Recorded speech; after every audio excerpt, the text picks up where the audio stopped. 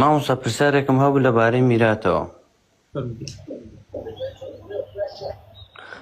مامۆستا ئەگەر بێت و باوک چۆن بڵێن ئێستا خێزانێک هەیە، دوو کوڕی هەیە باوکەکە، دوو خانووی بۆ هەردووشیان دروست کردو، ژنی بۆیان هێناوە و 4 خوشکیشان هەیە و دوو برایە.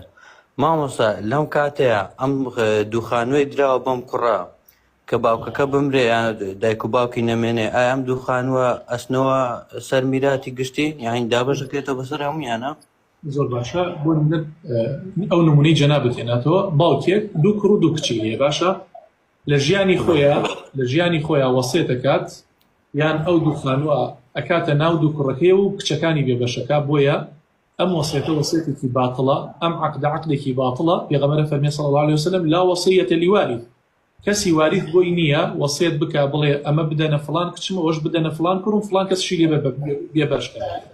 بۆیە مامۆستا عەفوم کە نەیداوە پێ چۆن بڵێن بەم عەرزەی بدەمێت دوای خۆم. ئاخر لە ژیانی خۆشیە بۆی نییە مناڵێک بەشدار کات. هەر ئێستا حالیان کە ماوە بۆی دروستکردن و هەردوو کوڕەکەشی لەناو خانووەکەن، یعنی نەبووەتە وەسیەت بۆیان. ئەی کچەکانیش ئەلحەمدولیلا هەمووی لە ماڵی خۆیانن، بەڵام چۆن بڵێن ئەها خانووی بۆ دروستکردن و بدوێتە ماڵی خۆیان. قوربانگیان ئەگەر سەیریکە بە مساوی یاتا بە یەکسانی بۆ کچەکانیشی دروست کردووە، ئەمە قەی ناکە. بەڵام ئەگەر کچی لە ماڵ و سەروەت و سامانی بێبەش کرد بێ، پێش خۆی هەردووکی دابێتە هەردوو کوڕەکەی ماڵەکەی کردبێتە ناویان و سەروەت و سامانەکەی دابەش کرد بێ لە بینی ئەم دوو کوڕەیە، ئەمە برا ئەمە حیلە شەرعیە، ئەمە وەرەسەیە، بەو شێوازە بەش ناکرێت، حەقی ئەو کچانە نابێت بفەوتێت.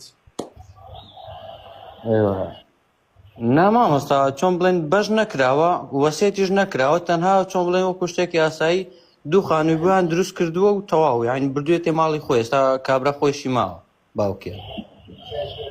ئەی کچەکان بەڵام مامۆستا ئەم دوو کوڕە بەڵێ ئەی کچەکان هەمیان شویان کردووە لە ماڵی خۆیانن. قەینا شویان کردووە قوربانگیان. چۆن ئەبێ باوک هەموو سەروەت و سامانەکەی دابەشکا لە بینی دوو کوڕە، بەڵام بڵێ کچەکانم شویان کردووە تەواو. یخۆ لە کۆتاییە ئەم سەروەت و سامانش هی ئەو دوو کچەن. بۆیە ئەگەر چۆن هاوکاری کوڕەکانی کردووە، ئەبێ هاوکاری کچەکانیشی بکات، نابێ کچەکانی بێبەش. چاکە ئەی مامۆستا ئەگەر دوو کوڕەکە خانووەکەی خۆیان لە باوکیان بکڕنەوە، ئایا ئەو کاتیش دەچێتەوە باری ئەوەی کە دابەش بکرێتەوە؟ نانە، ئەگەر لێی بکڕنەوە نەخێت. زۆر چاکە مامۆستا پرسیارێکی تریشم هەبوو. مامۆستا ئێستا بۆ منە دایکە میرات وەرئەگرێ، ینی بەشی خۆی بۆ منە لە ماڵی باوکی وەریگرتووە.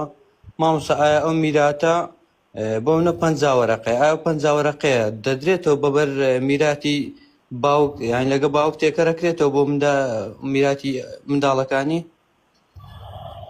قوربانگیان ئەوە هی دایکە ئیلا مەگەر لە حاڵەتی مردنی دایکە ئەو کاتە دابەشەکرێتەوە بەسەر مناڵەکان.